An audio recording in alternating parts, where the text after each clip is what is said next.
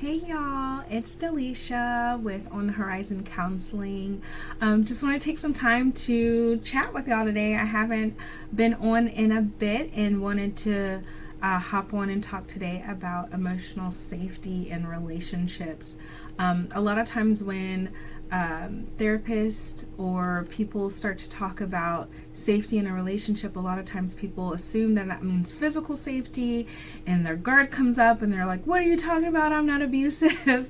I'm not abusing my partner. And a lot of times that's not what they're originally or initially, or I'm initially referring to when I bring up safety in relationships. What I'm talking about is emotional safety in relationships. So what do you mean? What is emotional safety? What does that do? How does that impact a relationship? So when we're talking about healthy, effective relationships, we're hoping and working towards emotional safety to form a secure attachment. So that means you're able and feel comfortable depending on your partner, relying on them, bringing issues or concerns, and feeling that you're going to be supported, comforted, validated. Right? When there's a lack of emotional safety in relationships, that can contribute to an insecure attachment, which can create avoidant behavior. It can create anxious behavior and insecure behavior in the relationship. So we're going to talk a little bit today about how to create and implement emotional safety in the relationship. So what does a lack of emotional safety do and look like in relationships? So that can be communication breakdowns, right? So you bring something to your partner, you say, hey, you know what, I'm feeling really judged in our relationship, and they're like, what the hell do you mean? I didn't judge you, you're just being sensitive, right? In that moment, that's communication breakdown 101, right? So I'm bringing something to you, and then it's not received, or it's defended against or retaliated against. So it creates a lot of misunderstandings, unresolved issues or communication in the relationship, unresolved issues, a lack of communication in the relationship, which creates more distance and a lack of safety for me to bring up an issue or concern again in the relationship, right? So if I'm not able to talk to you, bring issues or concerns to you in the relationship, then that's going to increase the disconnect and emotional distance in the relationship, because if I'm not bringing things to you, then I'm kind of holding them or containing them, or maybe I start to bring things to you in a more aggressive or critical way, which also affects and impacts emotional safety in the relationship. So then, of course, then that can lead to an increase in conflict. Right? If I am feeling unheard or feeling like my needs or concerns aren't important to you, for some people that has them pulling back. So if you're not going to hear me, I'm not going to stir the pot. I'm not going to disturb the peace. So I'm going to create more distance. I'm going to pull back. I'm going to do things that feel good to me, and then we're just going to kind of deal with each other on a superficial level. Whereas the other hand would create a more anxious presentation in the relationship. So maybe being something like, oh no, we're going to talk about this. So you didn't hear me last time when I brought it to you nicely, so I'm going to be a little bit more aggressive, or I'm going to be a little bit louder, or my tone's going to change, or my body language is going to be a little bit more hostile, right? Or maybe even I'm going to say it in a more harsh or critical way, right? So I can't believe you did this, right? You don't care about me, you're not there for me. So coming off maybe very critical or attacking or accusatory can also contribute to the lack of emotional safety in relationship. So partners may, in these types of interactions where conflict is escalating, may feel attacked, criticized, defensive, and sometimes they may even stonewall, which would be like a lack of response, a lack of engagement. I'm not talking, I'm not speaking, I'm just kind of like wanting this to be over. Or sometimes I may physically leave the interaction. So that would all be considered escalation and conflict, which then we know can impact the emotional intimacy and physical intimacy in the relationship. If I'm feeling unheard or disconnected or unsupported, if I'm feeling attacked or judged, in the relationship, it's less likely for me to want to be open and vulnerable with you emotionally and sometimes physically, intimately. So that can impact your intimacy as well. As we know, it can also impact or put more pressure on your mental health, because if I'm existing in this anxious state or disconnected or unsafe emotionally state, that can create distress on in your body physically as well as emotionally. And what I really love talking about a lot of times with my relationships that I work with is fight or flight. There's so much good research around fight or flight, but one of the things, especially when talking about emotional safety, that I like to bring up and help educate my clients about is that our brain is wired and has been wired for eons to detect danger, because that is how it helps us survive and how we evolved as a people. So there's a part of our brain, the amygdala, that is a part of the autonomic nervous system that is like the center for fight or flight. So it triggers our brain to respond in a self-protective way. But what research finds around fight or flight is when fight or flight is triggered, our rational brain, our frontal lobe starts to shut down. So what does that mean? Well, if my rational thinking center starts to shut down and this reactive part of my brain turns online, that means that some of my reactions in these moments are fueled by this fight or flight response. So I've heard couples say, like, I can't believe I said that. I never would have said that had I not been so angry, right? Or I can't believe I did that. I never would have walked away had I not been so hurt, right? That's because in these moments, their fight or flight has been triggered.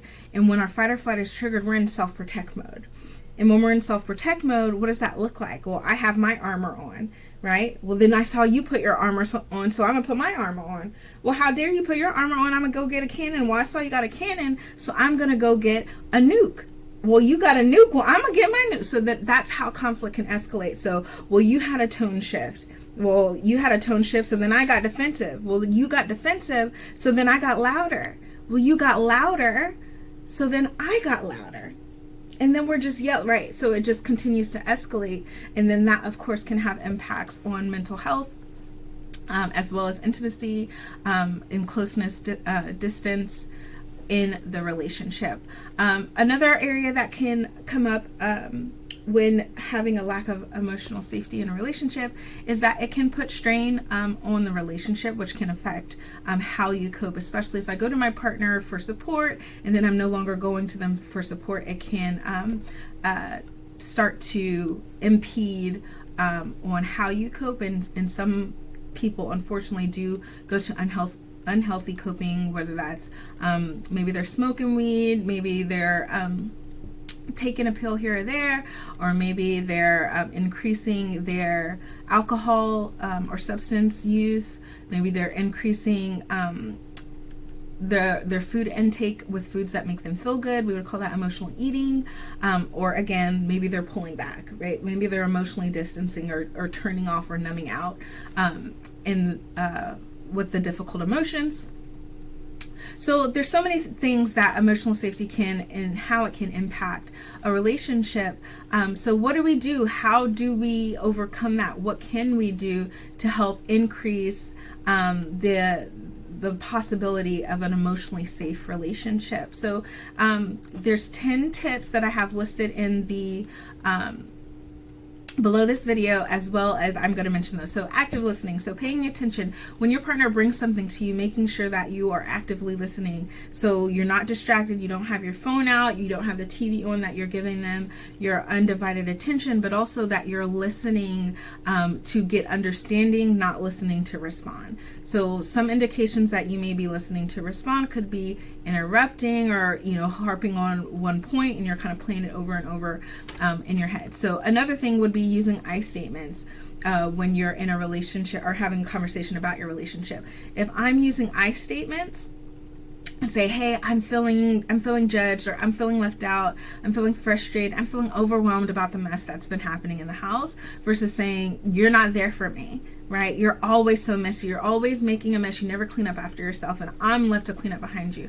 It makes it so your partner is less defensive and more receptive to hearing the hurt or the frustration or concern that you're bringing to them, versus having to defend themselves or their character about something that upset you in the relationship.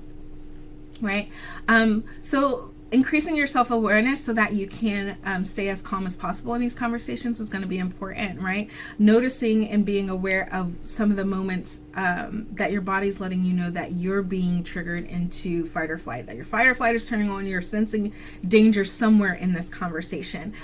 For me personally, I notice how I can help myself remain calm when I'm in conversations with my partner is I have a temperature change that happens in my body. So I start to get hot. I start to get a pressure and heaviness on my chest. I start to clench my teeth, right? So those are indicators for me that maybe I'm not in a good space to have this conversation. Maybe I can take a break and find a way to regulate myself. I've heard from clients that sometimes they clench their fists, they feel a pit in their stomach. So just some people start sweating. These are going to be indicators that we may be entering fight or flight, and we need to take a break from the conversation so that we can regulate and calm ourselves down so that we're better able to be present in that conversation in a healthy way.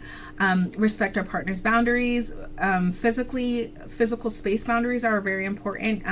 Infringing on that can create a danger sense as well, but also emotional boundaries. If someone says, hey, I may not have capacity or may not be in a good space to have this conversation right now or today, being able to respect that in hopes that they will come back or allow for us to have that conversation at a later time. That does not mean avoiding the conversation by saying let's talk about this later and never initiating or setting a time to do that, right? There's a very thin line between setting a boundary and avoiding, so being mindful of that. Also defensiveness, right? Becoming defensive when you're hearing your partner's perspective. It's always difficult to hear that your partner is upset or hurt by something you may have done or something that happened in the relationship. But when we go into defensiveness, or I didn't say that, I didn't do that, right? It immediately shuts down and invalidates your partner's perspective. So being, even if you don't agree, being able to hear how it impacted your partner, if that's what they heard, if that's what they saw, if that's how they interpreted the interaction or the comments, is going to be huge and important, which then goes into validation, right? So being able to acknowledge your partner's feelings, even if you don't agree. So for example, I felt attacked when you said, I don't clean up after myself. Well, I wasn't attacking you. I was just pointing out the facts. That would be defensiveness, right? What does validation look like? Validation would be, I can understand that you felt attacked when I mentioned this, about cleaning up after yourself. I can see why you would feel attacked and how that would kind of shut you down in the conversation, right? Just offering validation, not saying that I agree about what you're feeling, but just acknowledging that they do feel that way can go a long way. Avoiding the blame game, and I like to also say the struggle Olympics, right? Like, I have it harder than you do, or you did this, kind of the tit for tat. So avoiding the blame game or the struggle Olympics. Being empathetic to your partner. So just what's the saying, walk a mile in someone else's shoes, trying to put yourself in your partner's shoes to better understand what happened or what's going on with them. And even if you don't, ask, be curious, like, what about this was so upsetting for you? I'm having a hard time understanding why you felt attacked in this moment, or why you felt so hurt. Can you help me understand what about this interaction, what was said, what happened, had you feeling that way, right? So empathy. And then obviously paying attention to the nonverbal cues. So the tone, the physical, like posturing, is going to be important, in making sure that we're not using or being aware that of what kind of nonverbal cues we are sending to our partner, but also pointing out, like, hey, and questioning, being curious with your partner. Hey, I noticed that when you said that, I got really tense, right? And I'm working really hard to be present in this moment. You can even call out what's happening for you. That can also be considered a repair in these situations.